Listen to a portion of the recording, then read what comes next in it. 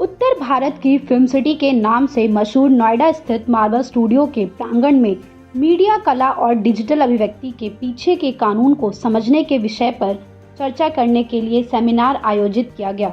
Media कला और कानून के क्षेत्र से अतिथिगण मौजूद रहे। इसी दौरान यहां doctor Sandeep Marwah, chancellor AAFT university of media and arts, doctor Deepika Saini, advocate Pushp Gupta, advocate doctor Pawan Duggal, doctor professor Dominic Delpotte, Maya Sherman, justice Rajesh Tandon, advocate Subhash Bhutoria, doctor Neha Gawri, advocate Sumit Nagpal, doctor Nizam Ashraf Khan, advocate Devyani Nath, doctor Sehwal Satyarthi, advocate Mahak Rathi, advocate Manisha Pandey, Niharika Safaya, doctor Navtika Singh, doctor Devanshu Srivastava, advocate Rohit Jolly ने अपनी उपस्थिति दर्ज कराई। कार्यक्रम में उपस्थित अतिथिगण को बुके भेंट कर स्वागत किया गया।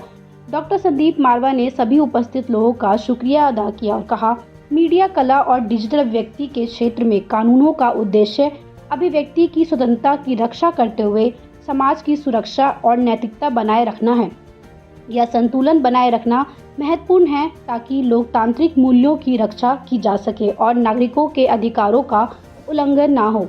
But then, yes, my dear friends, this morning I was trying to give one or two examples right from my own case studies. Obviously, when we had a seminar here, one of the students was given an assignment to create a logo for it. And he got inspiration probably from somewhere, and I created a beautiful logo. And when I came to my campus, I found logo was shining right in the front with the name of the seminar. We had 6 panelists on that day. After the finishing of this whole affair, next morning, I got a notice from one of my neighbors that you are misusing our logo. I went down back to this driveway and I looked at that banner which is still there. How come this logo is so similar to, I called the student, I said, stupid man, from where did you get this inspiration? He says, sir, मैंने India today का लोगो देखा, उससे प्रभावित हो गया और मैंने उसको देख के बना दिया। मैंने कहा यार ये वकील का नोटिस आया हुआ है, 24 घंटे के अंदर मुझे डंडा चढ़ गया, कहाँ गलती हो रही है? One of the panelists whom we invited as a guest was working that time with India Today. He clicked the picture of the ये जो बाहर आप लगाते हैं ना 6x4, 15x10, उसकी फोटो खींची और जाकर उसने वहाँ जमा कर दी। उन्होंने अपने लीगल सेल को दे दिया, लीगल सेल ने हमें सुबह नोटिस चढ़ा दिया। Thank God we had some bargaining power because that logo was only an inspiration, not at all the copy of that. In no way.